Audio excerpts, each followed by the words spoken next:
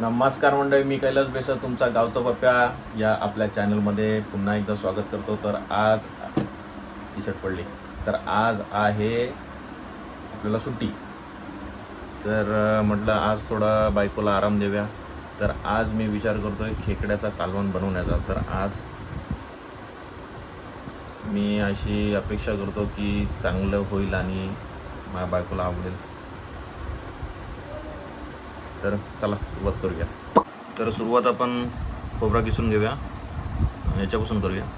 खोबरा किसून घेऊ आणि 2 कांदे कापून घेऊया वाटण तयार करण्यासाठी. तर अशा प्रकारे वाटण बनवण्यासाठी हा सुका खोबरा, 5 लसणाच्या पाकळ्या, 1 मिरची, 2 मिरच्या घेतल्या, थोडीशी कोथिंबीर आणि 2 कांदे आणि हा खडा मसाला थोडा घेतलेला आहे.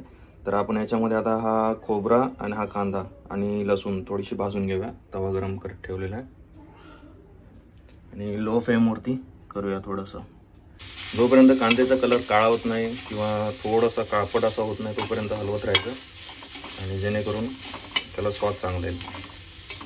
आणि सेम प्रोसेस खोबऱ्याबरोबर करायची.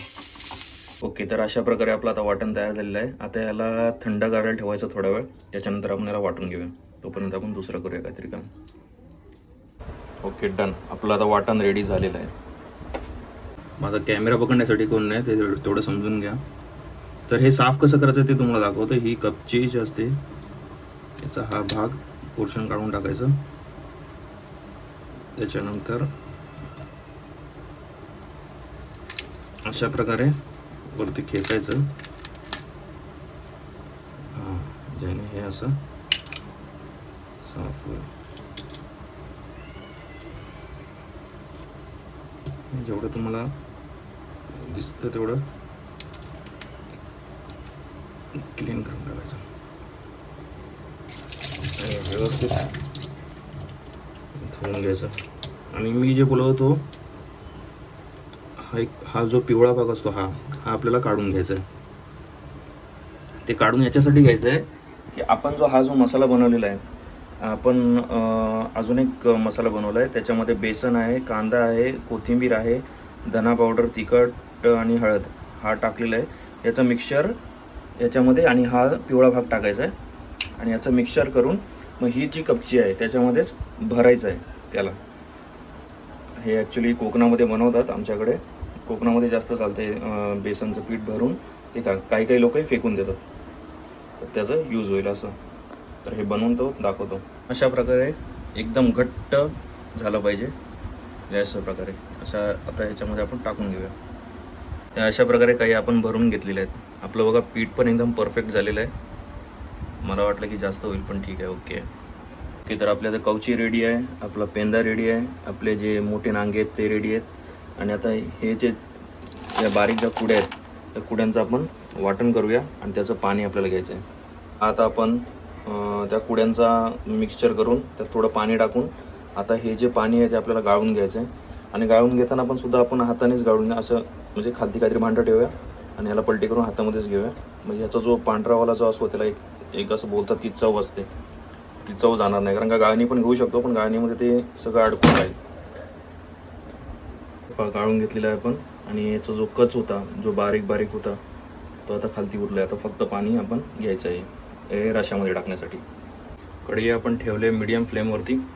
याच्यामध्ये आपण थोडं तेल टाकून घेऊया. अंदाज 2-1 स्पून असे तुमच्या अंदाजाने जसं तुम्हाला जमेल तसं. तेल थोडं तापू द्या अजून. तापल्याच्या नंतर तापलं लसूण टाका. लसणाला लालसर कलर येईपर्यंत लसूण हलवून घ्यायचे आपल्याला. हे बघा आपण याच्यामध्ये हळदी, तिखट आणि थोडंसं बेसन टाकलं आहे 2 चमचे इतकं.